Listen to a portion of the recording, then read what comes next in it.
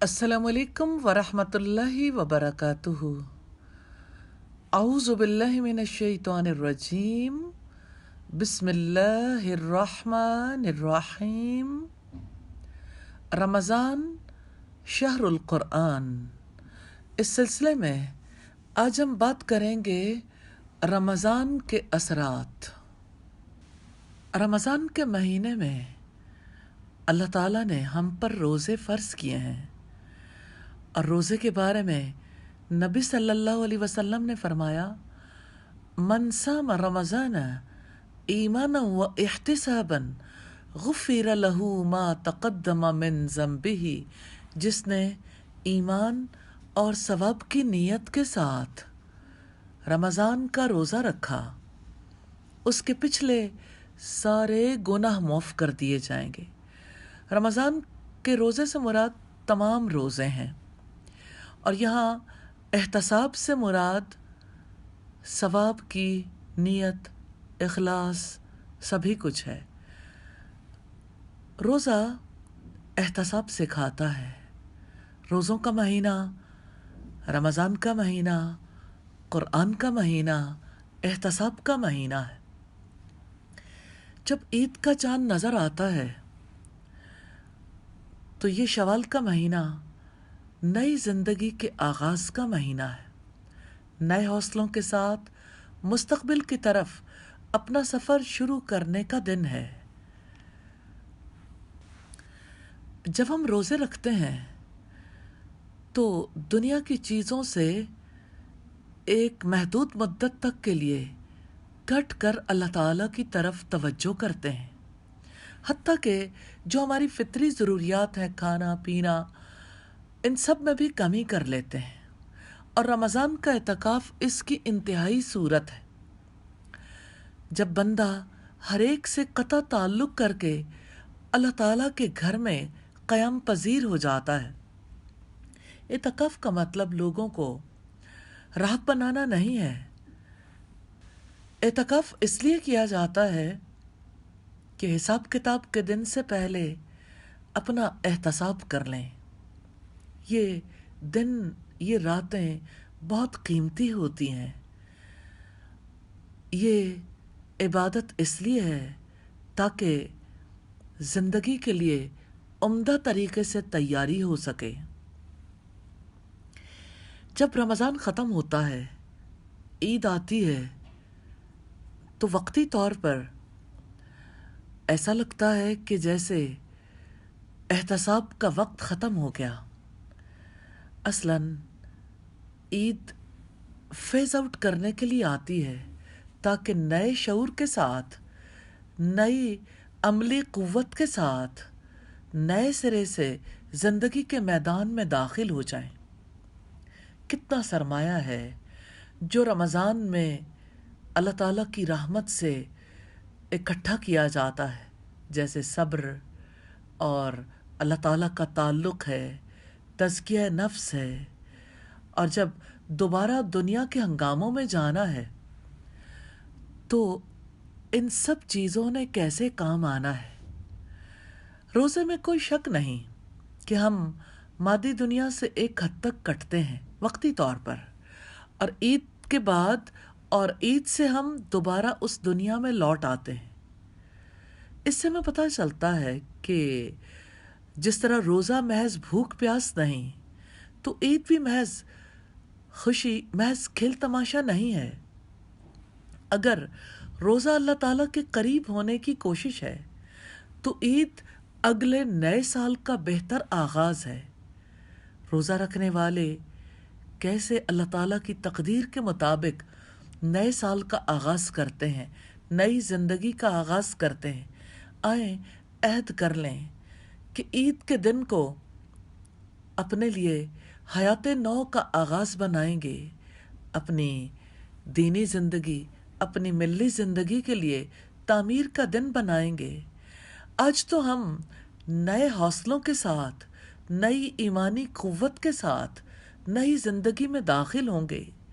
इस तरह कि हमारा सीना अल्लाह ताला के नूर से रोशन हो, हमारी मस्जिदें अल्लाह ताला के ज़िक्र से आबाद हों, हमारे घर اللہ تعالیٰ کے لیے تواضع اختیار کرنے والوں کے گھر بن جائیں، ہمارے گھر متقیوں کے گھر بن جائیں۔ ہم ایک ہو کر یہ کوشش شروع کریں تاکہ اللہ تعالیٰ کی نصرت ہمیں ملے، دنیا میں اور آخرت میں اللہ تعالیٰ کی جنت ملے۔ عید کا آنا روزہ رکھنے والوں کے لیے کتنی بڑی خوشخبری ہے۔ یہ اعلان ہے کہ اگر ہم نے اپنی زندگی میں روزے کی روح کو استعمال کیا تو دونوں جہانوں کی خوشیوں سے ہمکنار ہوں گے۔ عید کیا ہے؟ عید خوشخبری ہے، عید اعلان ہے اس بات کا کہ ہم ہمیشہ کی خوشی کو پا سکتے ہیں، ہم اسی کی طرف جا رہے ہیں، ہم اس خوشی کے کنارے تک پہنچ گئے ہیں، ہم منزل تک پہنچنے کے لیے آگے بڑھ رہے ہیں۔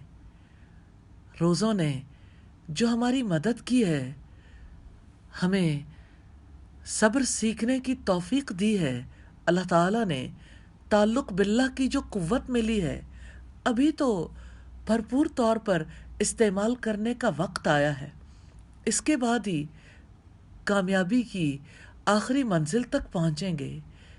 عید کا دن خوشی کا دن ہے، لیکن خوشی نہ ہو تو عید کا دن عہد کا دن بن جاتا ہے۔ آئیں سب مل کر عہد کریں کہ ہم سچے مسلمان بنیں گے، ہم اپنے مستقبل کی تعمیر کے لیے کوشش کریں گے، ہم اپنی عید کو حقیقی خوشی کا دن بنائیں گے انشاءاللہ۔ اس نئی زندگی کے لیے لائحہ عمل مرتب کرنے کی ضرورت ہے۔ پہلی بات تو یہ ہے کہ رمضان کا روزہ اخلاص سکھاتا ہے۔ اب اللہ تعالیٰ کے لیے خالص ہو کر تمام اعمال انجام دینے ہیں، اور دوسرے نبی صلی اللہ علیہ وسلم کی سنت کے مطابق۔ اس سلسلے میں دوسرا اہم کام یہ ہے کہ ہم اپنے تمام اعضاء کی حفاظت کریں۔ ہم نے رمضان میں دل کا روزہ رکھنا سیکھا تھا، کیسے اپنے دل کو برے خیالات کی آماجگاہ نہیں بننے دینا، کیسے بدگمانی سے، کیسے کینے اور بغض سے، حسد سے بچانا ہے۔ اسی طرح سے ہم نے آنکھ کا روزہ رکھنا سیکھا تھا، کیسے اپنی نظروں کو اللہ تعالیٰ کی نافرمانی سے بچانا ہے، کیسے اپنے کانوں کو، اپنی زبان کو اللہ تعالیٰ کی نافرمانی سے بچانا ہے۔ اعضاء کی حفاظت بہت اہم کام ہے۔ تیسرا یہ کہ اپنے وقت کو بچانا ہے اور درست طریقے سے استعمال کرنا ہے انشاءاللہ تعالی۔ پہلی بات کو دیکھیں گے، اخلاص دل کی عبادت ہے۔ اخلاص بظاہر مشکل عمل نظر آتا ہے، لیکن اخلاص کے لیے ہی تو اللہ تعالیٰ نے ہمیں حکم دیا ہے، وَمَا أُمِرُوا إِلَّا لِيَعْبُدُوا اللَّهَ مُخْلِصِينَ لَهُ الدِّينَ۔ انہیں اس کے سوا کوئی حکم نہیں دیا گیا تھا مگر یہ کہ دین کو اللہ تعالیٰ کے لیے خالص کر کے اس کی عبادت کریں۔ ہر کام سے پہلے نیت تو یہی ہونی چاہیے کہ اللہ تعالیٰ راضی ہو جائے۔ دیکھیں، زندگی میں سب لوگ مختلف کام کرتے ہیں، کسی نے پڑھانا ہے، کسی نے بزنس کرنا ہے، کسی نے سروسز انجام دینی ہے۔ اللہ تعالیٰ کی طرف رخ کر کے کہ یا اللہ تو جانتا ہے جو کچھ ہم چاہتے ہیں، تیرے سوا ہر چیز نے فنا ہو جانا ہے۔ میں نے اگر یہ کام دنیا کے لیے کیا فنا ہو جائے گا، لوگوں کی خوشنودی کے لیے کیا تو لوگوں کی طرف چلا جائے گا۔ تو نے خود ارشاد فرمایا ہے، وَقَدِمْنَا إِلَىٰ مَا عَمِلُوا مِنْ عَمَلٍ فَجَعَلْنَاهُ هَبَاءً مَنْثُورًا، اور جو کچھ بھی انہوں نے آگے بھیجا ہے اسے ہم غبار کی طرح اڑا دیں گے۔ اور فرمایا بس وہی لوگ جنت کے مستحق ہیں، وہی اس دن اچھی جگہ ٹھہریں گے اور دوپہر گزارنے کے لیے عمدہ مقام پائیں گے۔ دیکھیں، روزہ رکھا تھا اللہ تعالیٰ کے لیے، اس کی رضا کے لیے، بھوک پیاس برداشت کی اس کی رضا کے لیے جاگے۔ اخلاص کی وجہ سے اللہ تعالیٰ سے امید ہے کہ وہ ہمارے روزوں کو قبول کریں گے، اس کو راضی کرنے کی فکر رہی تو امید باندھنا بھی مل گیا۔ لیکن اگر دکھاوے کے لیے کیا تو دکھاوے کے ساتھ تو کوئی عمل قبول نہیں ہوتا۔ نبی صلی اللہ علیہ وسلم نے فرمایا من اشرک معی فی عمل احدا ترکتہ وشرکہ، جس نے میرے ساتھ کسی عمل میں کسی کو شریک کیا تو میں نے اسے اور اس کے شرک کو چھوڑ دیا۔ یہ روایت صحیح مسلم کی ہے 2985 نمبر پر، اور بخاری اور مسلم میں رسول اللہ کا فرمان ہے کہ جس نے دکھاوا کیا اللہ تعالیٰ بھی اس کے ساتھ دکھاوا کرے گا، جس نے شہرت طلب کرنے کے لیے کوئی نیک کام کیا اللہ تعالیٰ بھی اس کے ساتھ ایسا ہی سلوک کرے گا۔ صحیح بخاری کی 6499 نمبر روایت ہے۔ اللہ تعالیٰ نے تو ہمیں یہی حکم دیا تھا، الا للہ الدین الخالص، دین کو اللہ ہی کے لیے خالص کرتے رہو۔ سورہ زمر کی آیت نمبر 2 ہے۔ اللہ تعالیٰ کے لیے خالص کرتے ہوئے اپنے عمل کے اخلاص کے لیے کچھ چیزیں آپ کو اپنے مائنڈ میں، اپنے ذہن میں رکھنے کی ضرورت ہے۔ پہلی بات تو یہ یقین ہے کہ دل کی کنجی، دل کی چابی، دل ہی اللہ تعالیٰ کے ہاتھ میں ہے۔ جیسا کہ نبی صلی اللہ علیہ وسلم نے فرمایا دل رحمان کی 2 کریم انگلیوں کے درمیان ہے، وہ جیسے چاہتا ہے انہیں پھراتا رہتا ہے۔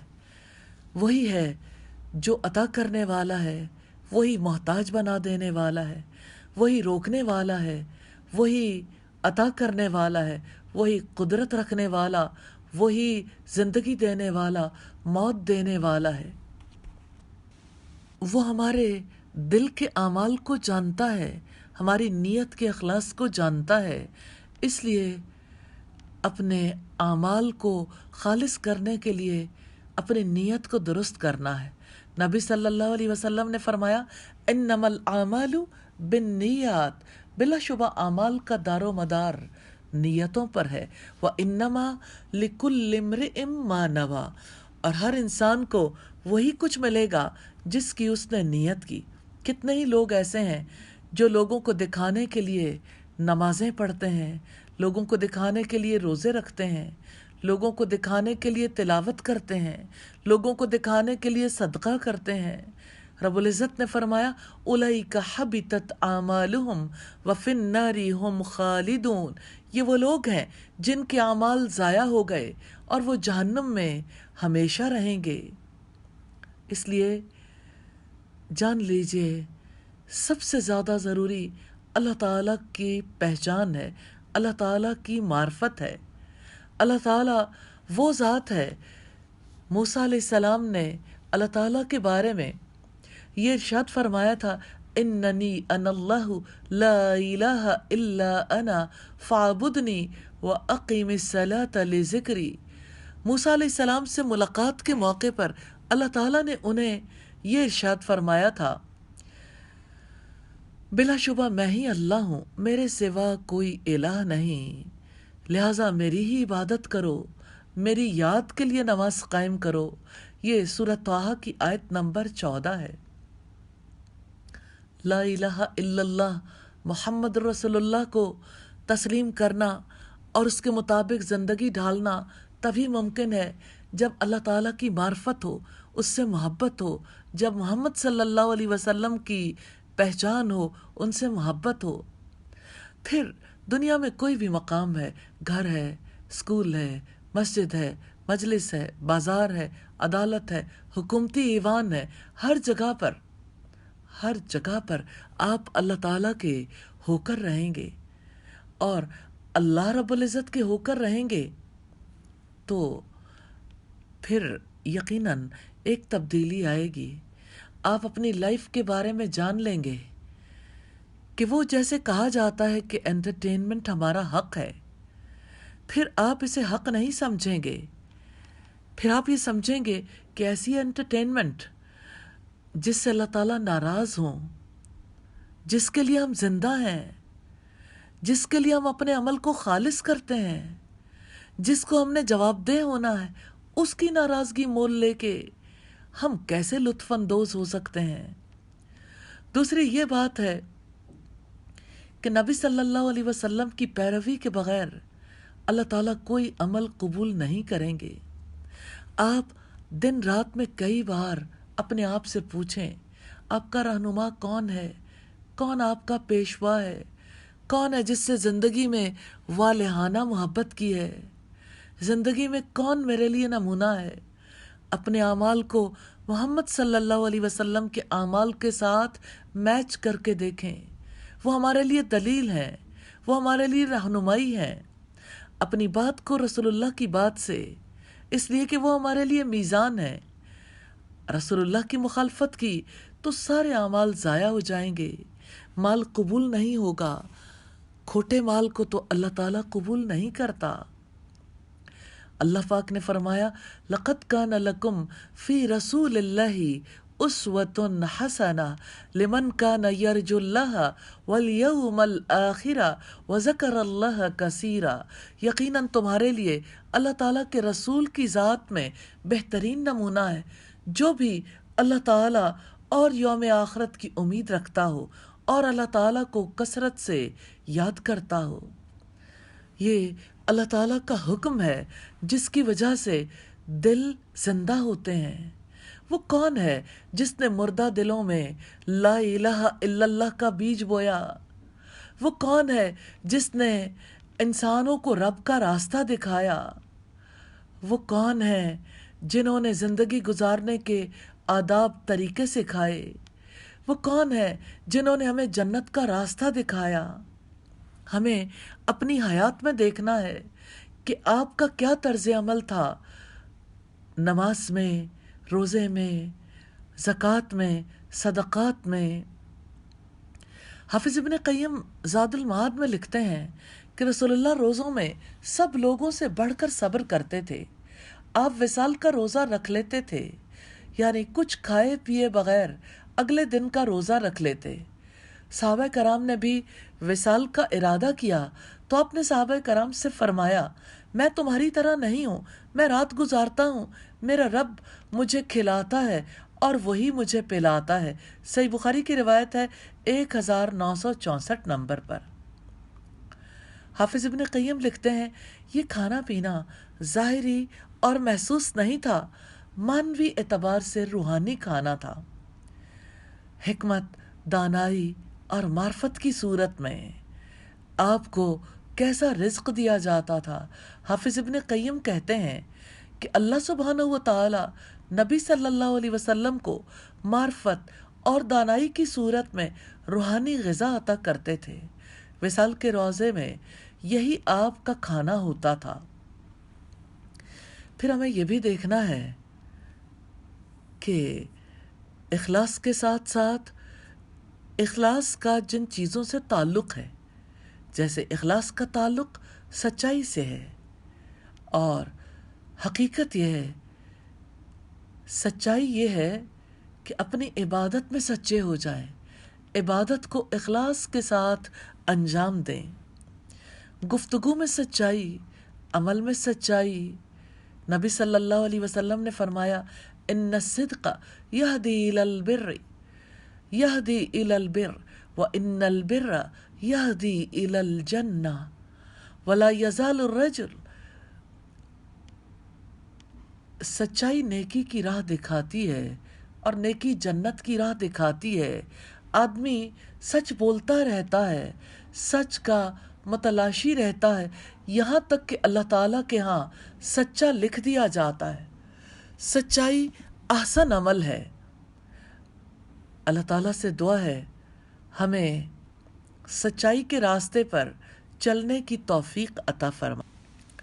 ایک بات جو ضرور سامنے رکھنا چاہتی ہوں وہ یہ کہ سچائی کا اصل مفہوم یہ ہے کہ ہم اپنی عبادت میں سچے ہو جائیں۔ اور عبادت سچی کیسے ہو سکتی ہے؟ نبی صلی اللہ علیہ وسلم کی سنت کے مطابق ہو جائے۔ پھر ہمیں یہ بھی دیکھنا ہے جیسے ہم نے روزے رکھے اور ابھی جو روزے باقی ہیں، روزے کا مفہوم کیا ہے؟ ہم کھانا پینا چھوڑتے ہیں صبح صادق سے طلوع آفتاب تک، لیکن اصل مقصد یہ ہے کہ برائی کو چھوڑ دیں، تکبر کو، خود پسندی کو، کینے کو، حسد کو۔ یہی دل کا روزہ ہے۔ اور پیٹ کا روزہ کیسے ہو سکتا ہے جب تک کہ دل کا روزہ نہ ہو؟ وہ شخص روزے دار کیسے کہلا سکتا ہے جو برے اور باطل اعتقادات اور نظریات رکھتا ہو، جو کتاب و سنت کا مذاق اڑائے، جو تکبر سے پیش آئے، جو اپنے عہدے پر فخر کرے، جس کا دل فرعون کی مانند ہو، جو نماز پڑھے، روزے رکھے، حج کرے، لیکن نہ سلام کا جواب دیں، نہ مسکرائیں، نہ اسلام کے کسی حکم کو جانیں۔ شیطان انسان کے دل کے اندر یہ ڈالتا ہے تم بہت بڑے ہو۔ ساری سوسائٹی تکبر میں مبتلا ہے۔ سیلفی کلچر نے تکبر میں اور آگے بڑھا دیا، اور تکبر کی وجہ سے لوگ مسکراتے نہیں۔ تکبر کی وجہ سے لوگ کس طرح سے ایک دوسرے کے ساتھ نرمی اختیار نہیں کرتے۔ تکبر کی وجہ سے روب ڈالتے ہیں۔ دل کا روزہ یہ ہے کہ ہم تکبر سے بچیں اور باطل نظریات سے بچیں، شکوک و شبہات سے بچیں، ہدایت کے راستے پر آئیں۔ اور اس کا علاج دو چیزوں سے ہوتا ہے: اللہ تعالیٰ کی کتاب پر غور و فکر کرنے سے، اور اللہ رب العزت کی طرف کامل توجہ کرنے کی وجہ سے۔ وسوسے دور ہو جاتے ہیں اور پھر انسان تواضع اختیار کرتا ہے۔ اور پھر اگر ایک ایسا شخص ہے جو مالدار ہے، تکبر کرتا ہے، اس کے مقابلے میں مسکین کو دیکھیں، وہ احمق بھی تکبر میں مبتلا ہے، وہ اپنے رب کو نہیں پہچانتا اور کیسے اپنی بھوک پر بھی اکڑتا ہے، اپنے آپ کو ایسے مقام پر رکھتا ہے جس مقام پر اللہ تعالیٰ اسے دیکھنا نہیں چاہتے۔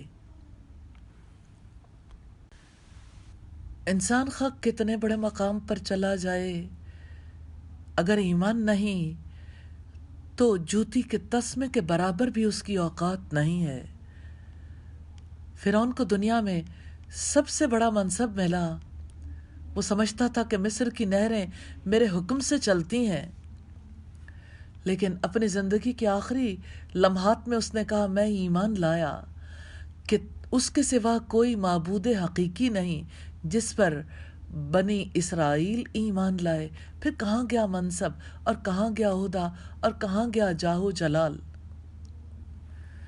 اسی طرح آنکھوں کا روزہ رکھ کر کس طرح سے حرام چیزوں سے خود کو بچانے کی کوشش کی جس سے اللہ تعالیٰ ناراض ہوتا ہے۔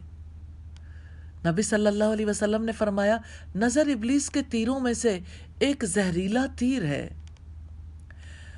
تو جو نظر نیچی کر لیتا ہے اسے ایمان کی مٹھاس ملتی ہے، اس کا سینہ ایمان سے بھر جاتا ہے۔ آنکھ کا ایک جرم کس طرح سے ساری زندگی پیچھا کرتا ہے، گناہوں کی وجہ سے زندگیاں کس قدر عذاب ہو جاتی ہیں۔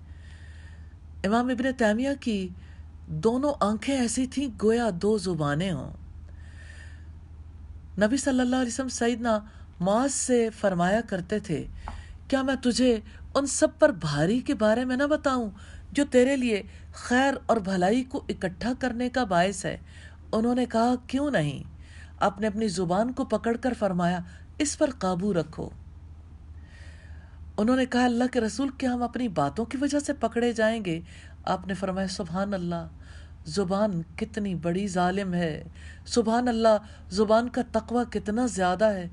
اسی لیے اللہ سبحانہ و تعالیٰ فرماتے ہیں ما یلفظ من قول الا لدیہ رقیب عتید، کوئی بات وہ منہ سے نہیں نکالتا مگر اس کے پاس ایک تیار نگران موجود ہوتا ہے۔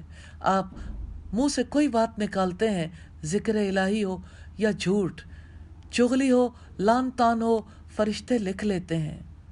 اللہ تعالیٰ اعمال نامے میں جب سب کچھ لکھوا لیتے ہیں تو نبی صلی اللہ علیہ وسلم کا فرمان کتنا سچا ہے، من صمت نجا، جس نے خاموشی اختیار کی وہ نجات پا گیا۔ سیدنا ابو بکر اپنی زبان کو پکڑ کر کہتے تھے، اس نے مجھے گھاٹوں پر وارد کیا، اور رونے لگتے تھے۔ سیدنا عبداللہ ابن عباس کوہ صفا پر روتے ہوئے فرماتے، اے زبان بہتر کہہ غنیمت میں رہے گی، یا خاموش رہ برائی سے تو محفوظ رہے گی۔